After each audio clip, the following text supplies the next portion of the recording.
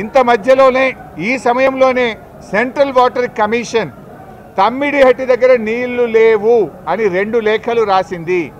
2 లేఖల్లో స్పష్టంగా అక్కడ నీటి లభ్యత తక్కువ ఉంది, మీరు ప్రత్యామ్నాయం చూసుకోండి అని మనకు కేంద్ర సిడబ్ల్యూసి మనకు చెప్పడం జరిగింది. అదేవిధంగా అదే సిడబ్ల్యూసి మీరు కట్టిన రిజర్వాయర్లు తక్కువ ఉన్నాయి, రిజర్వాయర్ల సంఖ్య పెంచుకోండి అని కూడా చెప్పింది. ఇవన్నీ లెటర్లు కూడా ఈరోజు కమిషన్కి ఇచ్చాను. సిడబ్ల్యూసి నుంచి వచ్చిన 3 లేఖలు ఈరోజు కమిషన్కి ఇచ్చాం. అప్పుడు కూడా కేసీఆర్ గారు ఒకవైపు మహారాష్ట్ర ఒప్పుకోవడం లేదు, రెండవ వైపు నీళ్ళే లేవు. ఈ పరిస్థితుల్లో ఏం చేయాలని కేంద్ర ప్రభుత్వ సంస్థ వ్యాప్కోస్కు కేసీఆర్ గారు మరి ఏం చేయాలో ప్రత్యామ్నాయం సూచించండి అని వ్యాప్కోస్కు మేము ఇవ్వడం జరిగింది. వ్యాప్కోస్ ఎవరో అల్లాటప్ప సంస్థ కాదు, అది సిడబ్ల్యూసిలో అంతర్భాగము, కేంద్ర జలవనరుల శాఖలో అంతర్భాగము.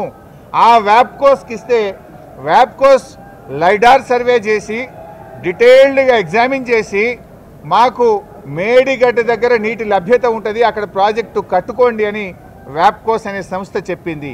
ఆ వివరాలు కూడా కమిషన్కి అందించాం. సో వ్యాప్కోస్ నివేదిక మేరకు, సెంట్రల్ వాటర్ కమిషన్ సూచనల మేరకు మహారాష్ట్ర ఒప్పుకోకపోవడం వల్ల మన ఇంజనీర్ల రికమెండేషన్ మేరకు ఆనాడు రాష్ట్ర ప్రభుత్వం నీళ్లు లేని చోట నుంచి నీళ్లున్న చోటకు మేడిగడ్డ ప్రాజెక్టుకు రూపకల్పన చేశాం. మీరు ఆనాడు నీళ్లు లేని చోట ప్రాజెక్టు ఇరికిచ్చే ప్రయత్నం చేసినారు. 7 ఏళ్లలో మహారాష్ట్రాన్ని ఒప్పించలేకపోయారు. అక్కడ వైల్డ్ లైఫ్ ప్రాజెక్టు కూడా ఉంది, చాప్రాల్ అనే వైల్డ్ లైఫ్ ప్రాజెక్టు కూడా తమ్మిడిహట్టి దగ్గర ఉంది.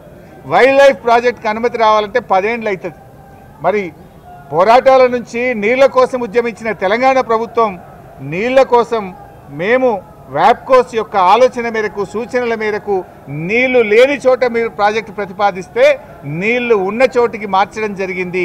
ఎందుకు మార్చామనేది documents, evidences, meeting minutes, central water commission లెటర్లు, మహారాష్ట్ర ముఖ్యమంత్రి రాసిన లెటరు అన్నింటినీ కూడా కమిషన్కు పూర్తి ఆధారాలతో సహా సమర్పించడం జరిగింది. ఎందుకు మార్చవలసి వచ్చిందో సవివరంగా చెప్పేటువంటి ప్రయత్నం మేము చేయడం జరిగింది.